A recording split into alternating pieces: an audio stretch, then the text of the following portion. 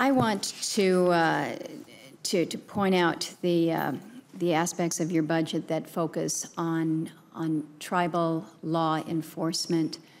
This is an issue, of course, that is very important in my state. We've had an opportunity to discuss it in your pre-confirmation meeting that we had, and I know that you have recently had conversation with Julie Kitka, who is the president of the Alaska Federation of Natives.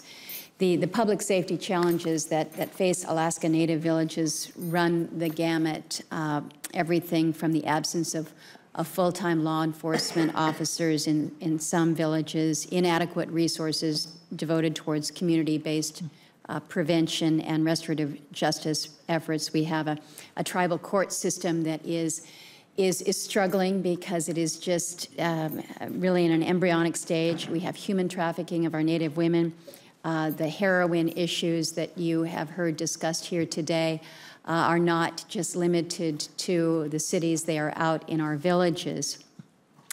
I know that you have got a lot on your plate. It's clear from the discussions here this morning, but I would like your commitment that you will work with me, you will work with the Alaska Federation of Natives to really be involved to a personal extent and degree with some of these challenges that we are facing as it relates to rural justice in our Native areas, or in our rural areas.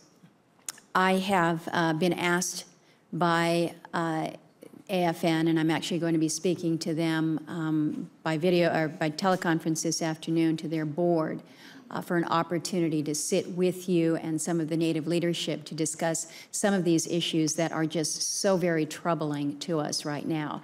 So I'd like your commitment that we can have that meeting, and perhaps very quickly your observations based on your conversations with not only me but Ms. Kitka about some of the substantive issues that we have with rural justice in Alaska. Senator, I would look forward to such a meeting, and I would welcome it. I think that the commitment that the Department of Justice and our nation have made to Indian country over the last several years has shown great promise, but it is one that must be sustained, maintained, and improved upon. We have several requests in the budget that go directly to the issues of tribal justice, the Office of Violence Against Women, for example, and because it is such an important issue to me, I'm just going to outline them briefly, because we are asking for an increase of $100 million, but part of that money would go for tribal grant set-asides. $20 million would go for the Crime Victims Fund Tribal Assistance Program. $5 million would go for the Office of Violence Against Women Domestic Violence Jurisdiction Program.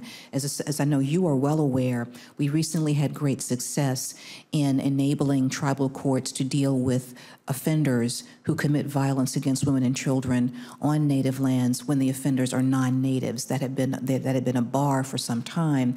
It has been tremendously helpful to have given that jurisdiction to the tribal courts.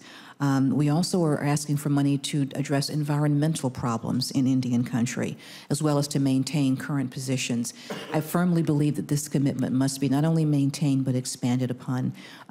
Else we really do risk sliding backwards, Senator, with all the issues faced by tribal lands, particularly, as you know, as you and I discussed with Alaska, having such a large land mass and dealing with the law enforcement challenges there.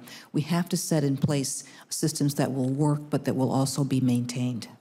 Well, I agree with you. We've got a lot of work to do, and I look forward to those conversations with you and your team.